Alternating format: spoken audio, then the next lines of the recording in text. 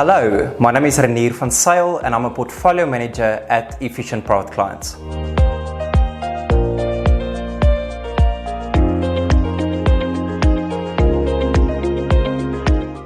Yes, so investors have long viewed gold as a good hedge against inflation, so it's only natural for them to ask themselves, why is the price of gold down by almost 4.5% over the last year if inflation is trading at levels that we haven't seen since the 1970s? And there's a few reasons for this. As we know, the US Fed has aggressively been raising interest rates to fight inflation, which has caused the dollar to strengthen. And because investors view the dollar as a safe haven asset alongside gold, they've much rather opted to invest in the higher appreciating asset.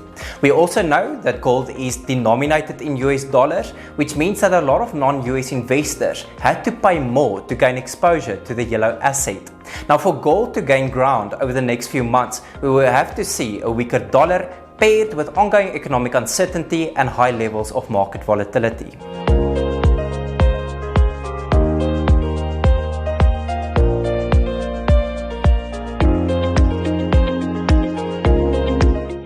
It's been a topsy-turvy quarter for global markets. Markets started the quarter on a very strong foot when they rallied 12% by the mid of August. Unfortunately, they erased those gains and more by the end of the quarter. Reasons for this was a more hawkish US Fed as well as a deteriorating economic backdrop.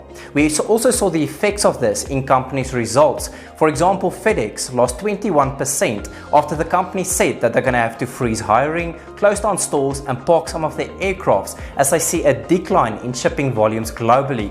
We also saw that Nike, a household favorite, dropped 10% after the apparel giant said that they're going to have to discount shoes and clothes as they're dealing with skyrocketing levels of inventory.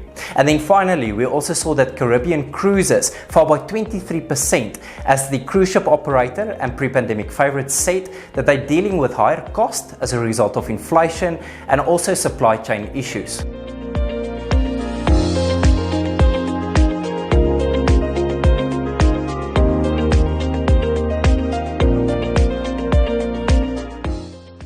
At Efficient Private Clients, our investment team is still extremely comfortable with our long-term investment philosophy, where we continue to invest in companies with structural growth drivers behind them, such as automation and an aging population, companies who has a competitive advantage in at least one of the operations, companies with good management teams, and then companies who have the ability to compound their earnings over long periods of time. Now, we know that markets have pulled back by quite a lot since the start of the year, which essentially means that a lot of sectors and high-quality companies are trading at attractive valuations. We also know that markets are set to stay volatile over the next few months, which will create a lot of opportunities. Now, that being said, the Efficient Private Clients team will continue to capitalize on this market volatility while staying true to our long-term investment philosophy.